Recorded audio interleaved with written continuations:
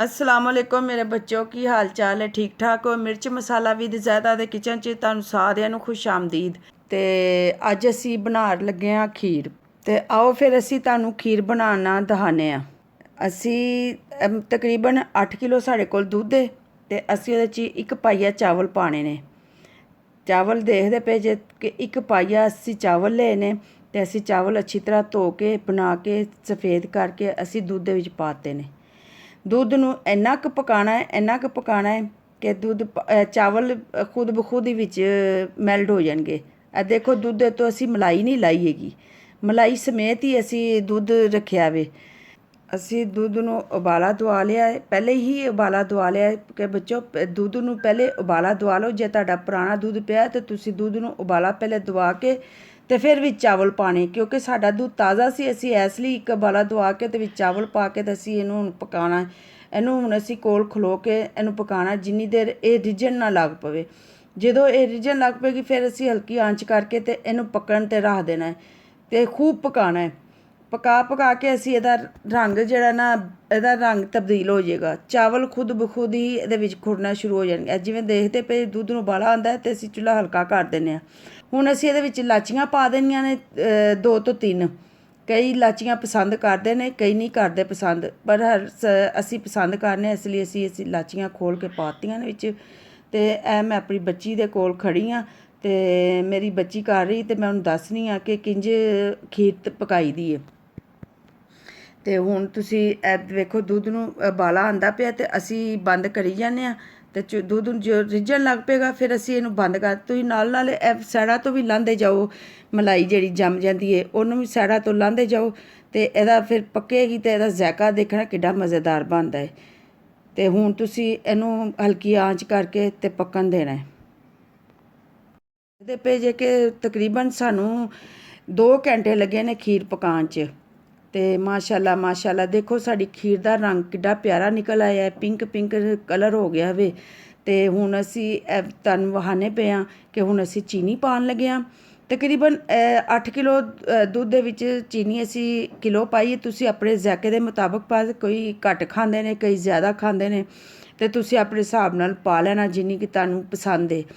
ਚੀਨੀ ਪਾ ਕੇ ਚੀਨੀ ਦਾ ਵੀ ਪਾਣੀ ਨਿਕਲਦਾ ਵੇ ਤੇ ਫਿਰ ਅਸੀਂ ਆਪਣੇ ਹਿਸਾਬ ਨਾਲ ਯਾਨੀ ਕਿ ਚੀਨੀ ਦਾ ਪਾਣੀ ਵੀ ਅਸੀਂ ਖੁਸ਼ਕ ਕਰਨਾ ਹੈ। ਅਸੀਂ ਚੀਨੀ ਦਾ ਪਾਣੀ ਅਸੀਂ ਖੁਸ਼ਕ ਕਰਾਂਗੇ, ਅਸੀਂ ਹਲਕੀ ਆਂਚ ਕਰਕੇ ਤੇ ਅਸੀਂ ਪੱਕਣ ਦੇਣੀ ਹੈ।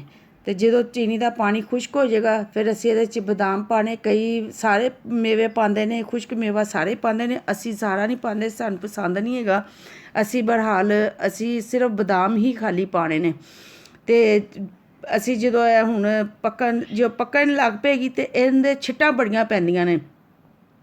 ਇਹ ਭੁੜਕ ਕੇ ਬਾਹਰ ਆਉਂਦੀ ਹੈ ਤੇ ਇਹਦੇ ਅੱਗੇ ਢੱਕਣ ਰੱਖ ਕੇ ਜਾਂ ਬਾਜ਼ੂ ਦੇ ਉੱਤੇ ਅਸੀਂ ਕੋਈ ਕੱਪੜਾ ਲਪੇਟ ਕੇ ਤੇ ਫਿਰ ਪਕਾਉਂਦੇ ਹਾਂ।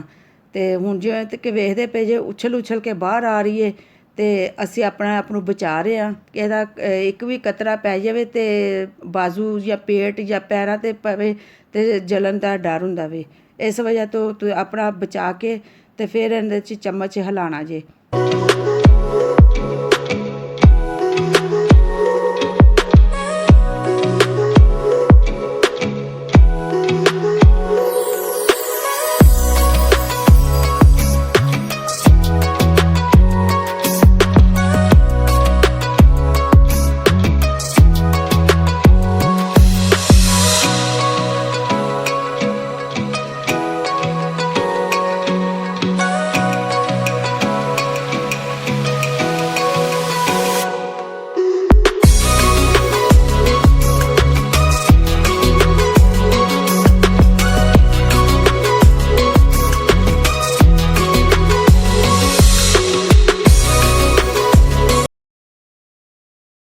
ਹੁਣ ਜਿਵੇਂ ਕਿ ਦੇਖਦੇ ਪਏ ਜੇ ਕਿ ਥੱਲੇ ਲੱਗਣ ਦਾ ਵੀ ਡਰ ਹੁੰਦਾ ਤੇ ਇਹਨੂੰ ਚਮਚ ਹਿਲਾਈ ਜਾਣਾ ਹੈ, ਚਮਚ ਨਹੀਂ ਖਿਲਾਰਨਾ।